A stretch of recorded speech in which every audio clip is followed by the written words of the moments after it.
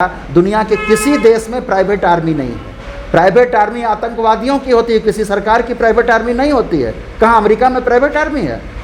अरे आईएसआई हम नहीं ना बना रहे हैं, हम देश की सुरक्षा के लिए अग्नि बना रहे हैं।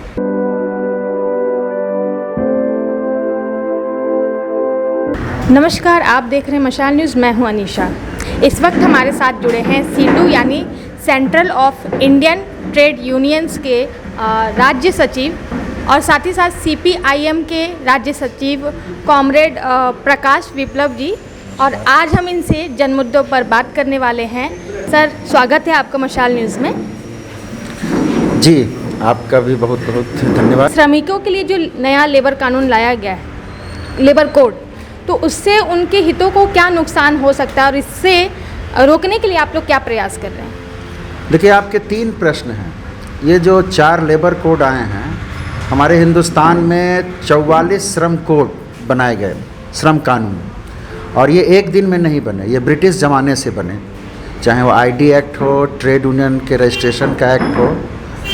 तो ब्रिटिश ज़माने में मज़दूरों ने शोषण के खिलाफ लड़ाई लड़ी और उस लड़ाई के चलते जो है ब्रिटिश शासन को मजबूर होना पड़ा मज़दूरों को कुछ राहत देने के लिए श्रम कानूनों को बनाए गए। लेकिन 2014 के बाद जो है इस पर काफ़ी अभियान चला कि ये निरर्थक कानून है, ये मज़दूरों को अनुशासनहीन बनाते हैं, मज़दूरों को अराजक बनाते हैं, और ये जो यहाँ के मोनोपोलिस्ट कैपिटलिस्ट हैं, जो पूंजीपति तबका है, उनका भी भारी दबाव था कि यहाँ पर अगर प्रोडक्शन बढ़ाना है, इन्वेस्टमेंट बढ़ाना है, तो आपको श्रम कानूनों में परिवर्तन करना होगा।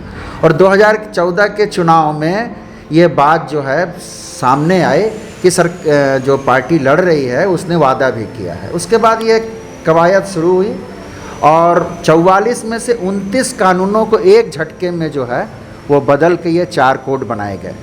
इन 4 कोड में वेज कोड है, माने मजदूरी का है, ऑक्यूपेशनल हेल्थ सर्विस कंडीशन पर है, औद्योगिक संबंध पर है, सामाजिक सुरक्षा पर है। ये 4 कोड हैं।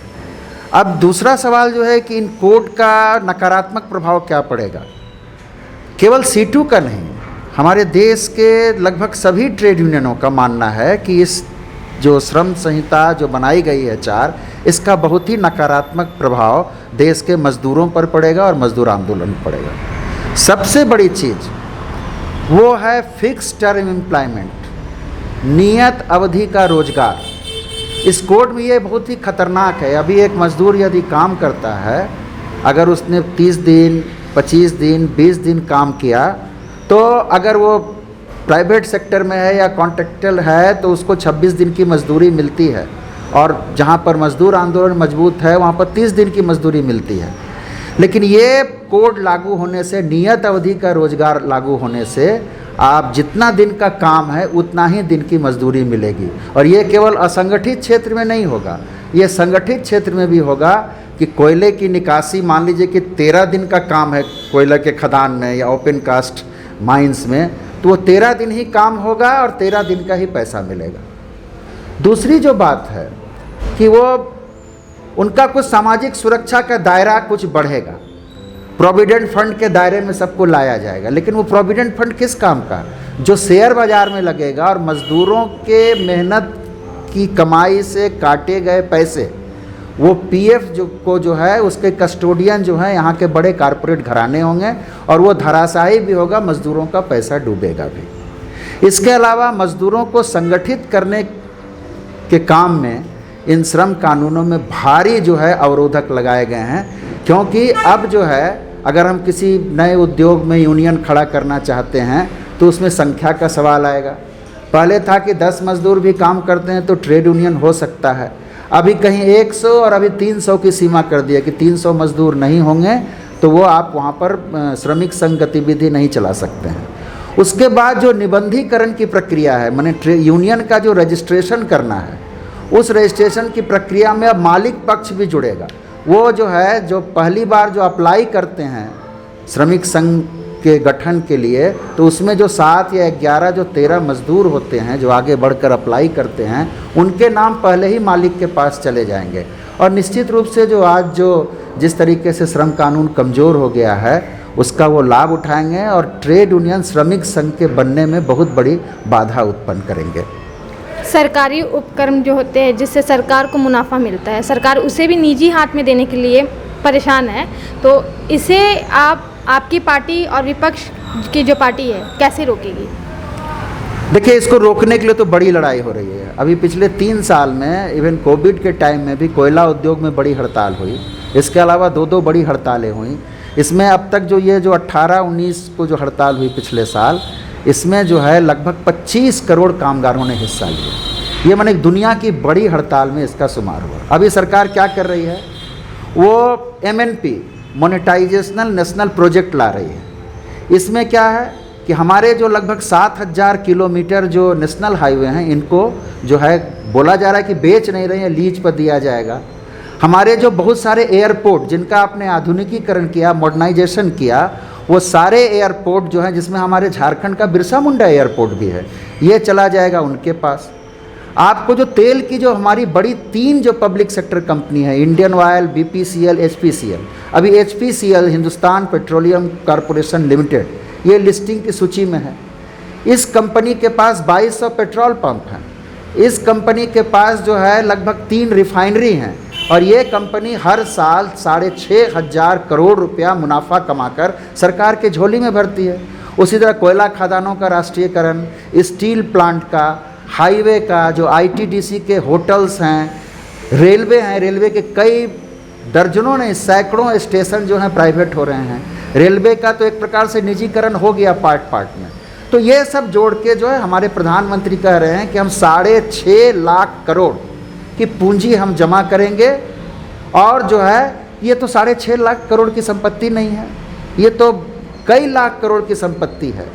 और इस तरीके से जो प्रथम पंचवर्षीय योजना से लेके अब तो पंचवर्षीय योजनाएं ख़त्म हो गई हैं, जो हमारे देश में एक जो ढांचा खड़ा हुआ पब्लिक सेक्टर का, उस ढांचे को पूरे तरीके से बर्बाद कर रही है। और इसमें 2 एस्पेक्ट भी निकल के आता है कि निजी क्षेत्र का एक सामाजिक भी बहुत दुष्प्रभाव पड़ेगा, क्योंकि निजी क्षेत्र में आरक्षण नहीं है। इस देश में एक बड़ी आबादी दलितों, आदिवासियों, पिछड़ों की है, महिलाओं की है, और अगर ये निजीकरण होता है तो वो जो है सामाजिक इसका कुप्रभाव पड़ेगा। हम लड़ रहे हैं, देश का ट्रेड यूनियन आंदोलन, देश के ट्रेड यूनियन लगातार संघर्ष कर रहे हैं, किसानों के साथ मिलकर, खेत मजदूरों के साथ मिलकर, और राष्ट्रीय संपत्ति के इस लूट के खिलाफ, इस मेगा सेल के खिलाफ हम संघर्ष की अगली कतार में हैं। देखा जाए तो विवादास्पद तीनों कृषि कानून जो है सरकार ने किसानों के विरोध करने के बाद वापस ले लिया, लेकिन अभी भी MSP जो है वो पूरी तरह से सही तरह से लागू नहीं हो पाई। इस पर क्या कहना है आपका? अभी पिछले दिनों संयुक्त किसान मोर्चे की मीटिंग हुई। उन्होंने भारत सरकार को, प्रधानमंत्री को और देश के कृषि मंत्री को साफ साफ कहा कि जब किसान आंदोलन वापस हो रहा था और जब एक समझौता हुआ और रातों रात जो है उस पर राष्ट्रपति ने सिग्नेचर भी किया, और जो 3 फॉर्म लॉ थे जो उसको वापस लिया गया, लेकिन उसमें शर्तें थीं कि हम MSP को लागू करेंगे, किसान आंदोलन के दरमियान जिन लोगों पर केस हुआ है उस केस की हम समीक्षा करेंगे, और इसके साथ साथ जो है हर फसल का हम MSP तय करेंगे। इसमें कोई प्रगति नहीं हुई है। संयुक्त किसान मोर्चा ने, जिसमें कई संगठन शामिल हैं, हमारा भी सपोर्ट है उनको, इसलिए MSP की मांग में जो फॉर्मूला है वो है कि देश के प्रसिद्ध कृषि वैज्ञानिक MS स्वामीनाथन ने 2C का एक ये फॉर्मूला दिया था कि लागत का 1.5 गुना जो है किसानों को मिला जाए, यही सिद्धांत है। और सरकार इस पर एग्री भी हुई, लेकिन सरकार जो है मनमाना कर रही है और MSP का वो रेट जो है देने के लिए तैयार नहीं है, और इसके लिए संयुक्त किसान मोर्चा आंदोलन की राह पर। सर, देखा जाए तो महंगाई बढ़ रही है, महंगाई के साथ साथ बेरोज़गारी भी बढ़ रही है, तो इसे रोकने के लिए आगे आप क्या आंदोलन करने जा रहे हैं? देखिए, महंगाई के खिलाफ जो है ट्रेड यूनियन आंदोलन तो चल रहा है। अभी पेट्रोल डीजल में बढ़ोतरी के खिलाफ हमने लगातार जुलूस प्रदर्शन किए। अभी अंतर्राष्ट्रीय मार्केट में कच्चे तेल के दाम में भारी गिरावट आई है 100, लेकिन यहाँ पर तो गिरावट नहीं आई है। और पेट्रोल डीजल पेट्रोलियम पदार्थों के दाम बढ़ने से इसका सारा प्रभाव जो है अन्य वस्तुओं के ट्रांसपोर्टेशन पर पड़ता है, और अन्य वस्तुएँ महंगी हो जा रही हैं। अभी जो हमारे देश की जो मई का जो आंकड़ा बता रहा है कि 7.8% मुद्रास्फीति की दर, हो सकता है कि अभी ये बढ़ गया हो। तो ये मुद्रास्फीति बढ़ेगी तो महंगाई बढ़ेगी, और सरकार महंगाई को रोकने के लिए निश्चित नहीं कोई कदम नहीं उठा रही है। वो केवल 5 किलो गेहूँ देकर सोच रहे कि हम महंगाई पर नियंत्रण पा रहे हैं। और अभी ये सारा जो अनाज का कारोबार जो है, आप देख रहे होंगे कि अब 1 किलो आटा का पैकेट भी अडानी अंबानी ने निकाल दिया है। तो ये बहुत सारे खुदरा व्यापारी भी अब चले जाएंगे बूट लादने के लिए। तो महंगाई का जो है बहुत बड़ा सवाल है, हम इसके खिलाफ लड़ रहे हैं। जनता में भी काफ़ी आक्रोश है। जहाँ तक दूसरा सवाल है बेरोजगारी का, बेरोजगारी एकदम उच्चतम अवस्था में है, एक भारी अराजक स्थिति हो गया। आप श्रीलंका की स्थिति देखें कि इस महंगाई और बेरोजगारी ने वहाँ की जनता में आक्रोश उत्पन्न किया, विस्फोट पैदा हुआ, राष्ट्रपति को भागना पड़ा मालदीव। यहाँ पर भी अभी अग्निपथ योजना के खिलाफ लाखों लाख नौजवान विशेषकर हिंदी भाषी क्षेत्र और आंध्र प्रदेश में उतरे। सरकारी संपत्ति की भी नुकसान हुआ, लेकिन लोगों में आक्रोश है। वही मिड टर्म एम्प्लॉयमेंट की बात जो हम बोल रहे थे वो फौज में ये लागू कर रहे हैं, और हर उद्योग में ये अग्निवीर तो ये आर्मी नेवी और एयरफोर्स में करेंगे। अब कोयला वीर भी होंगे, स्टील वीर भी होंगे और दूसरे कल कारखानों में भी वीर होंगे। इस तरह बेरोजगारी का सवाल जो है वो एक महत्वपूर्ण सवाल है और जनता आक्रोशित है। हमारी जो ताकत है ट्रेड यूनियन आंदोलन की, हम बेरोजगारी के सवाल को अपने 1 नंबर कार्यसूची में शामिल किए हैं। सर, अब अग्निपथ आपने छेड़ ही दिया है तो एक सवाल करना चाहूँगी मैं कि बहुत नौजवान ऐसे हैं जो सपोर्ट में ये कह रहे हैं कि 24 साल में कौन ही 12 लाख या 13 लाख लड़का कमा लेता है, और 24 साल में अगर सरकार इतना पैसा दे रही है तो क्या ही दिक्कत है लेने में। देखिए, वो जो पैसा सरकार उनको देगी उसका एक बड़ा हिस्सा वो जो 3 साल काम करेंगे 4 साल उसमें से कटेगा। दूसरी बात है कि आजकल 8 लाख 10 लाख रुपए की 4 साल में कोई वैल्यू नहीं होती है। अगर एक आदमी सीरियस बीमार हो गया, हम लोगों का कहना है कि आप जो ये इसमें आप सेंटिमेंट की बात नहीं है, ये हमारे देश के सुरक्षा का मामला है। हम सुरक्षा को ठेकेदारी पर नहीं दे सकते हैं। ये कौन सा राष्ट्रवाद है कि आप अपने देश की सिक्योरिटी को ठेकाकरण कर रहे हैं। सेना वो ठीक है, लेकिन सेना के कई बड़े अफसरों ने, रिटायर्ड अफसरों ने इस पर ऑब्जेक्शन दिया है। कई आर्थिक विशेषज्ञ भी बोल रहे हैं। इन्होंने कुछ परसेंट दिया है कि हम असम राइफल्स में बहाली करेंगे, बीएसएफ में बहाली करेंगे, लेकिन वो सब नहीं होगा। इस फोर्स का इस्तेमाल ये जो समाज को नफ़रत की मुहिम चलाने वाली जो ताकतें हैं, जो देश के लोगों को धार्मिक आधार पर विभाजित करना चाह रही हैं, इस फोर्स का इस्तेमाल उनके रिटायरमेंट के बाद संहार के लिए होगा। दुनिया के किसी देश में प्राइवेट आर्मी नहीं है। प्राइवेट आर्मी आतंकवादियों की होती है, किसी सरकार की प्राइवेट आर्मी नहीं होती है। कहाँ अमेरिका में प्राइवेट आर्मी है?